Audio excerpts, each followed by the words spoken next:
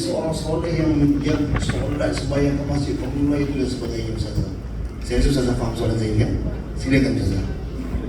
A'udzubillahi minasyaitonirrajim. Bismillahirrahmanirrahim. Alhamdulillah. Kita boleh sambung lagi ke? Boleh. Walaupun para wanita muslimah diberi cuti oleh Allah Subhanahu wa taala, tapi bagi mereka yang menjiwai Ramadan al-Mubarak, bagi kita tak ada cuti pun Zain.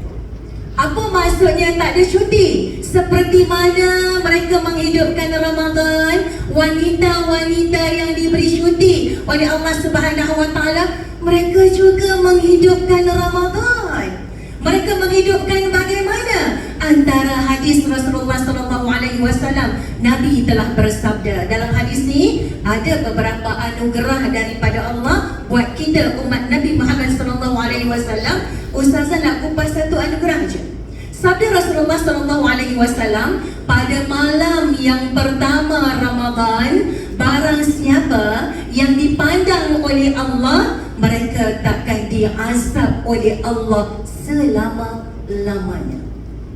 Hadis ini untuk pengetahuan saudara Z ya. Setiap kali nak sambut bulan Ramadan, Ustazah akan baca untuk diri Ustazah dan Ustazah akan baca untuk family.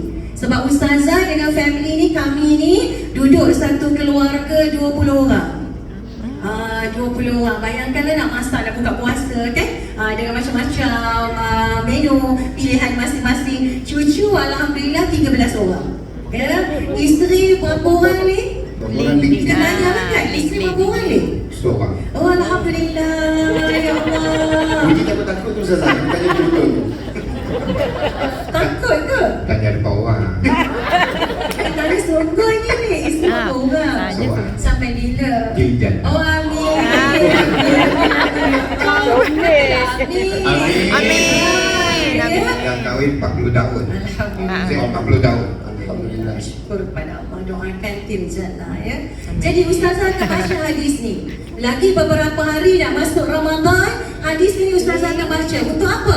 Supaya kita di mana saja kita berada, cuti ke tak cuti ke, kita set dekat minda kita sekarang ni, kita nak menjadi hamba Allah, the whole family yang dipandang oleh Allah Subhanahu wa taala di malam pertama Ramadan. Kerana barang siapa yang dipandang oleh Allah, mereka takkan diazab oleh Allah selama-lamanya.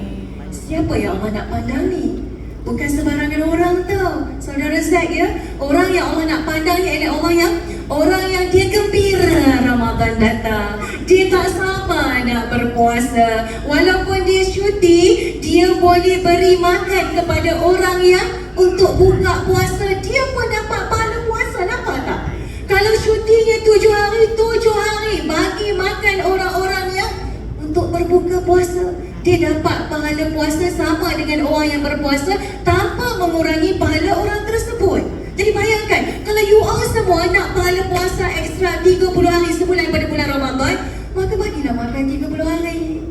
Kalau kita tak boleh buat jamuan macam ni, mungkin kita beli makanan, kita hadiahkan kepada rumah anak yatim, kepada fakir miskin dan sebagainya. Tengok, bagi makan. Apa lagi yang boleh kita buat supaya Allah pandang kita dengan pandangan rahmat dan kasih sayang daripada Allah Subhanahu wa taala? Tak salah menghadap kiblat, pegang tasbih, berzikir kepada Allah, berselawat ke atas junjungan besar Nabi Muhammad sallallahu alaihi wasallam. Tak nakkah kita dekat dengan Nabi?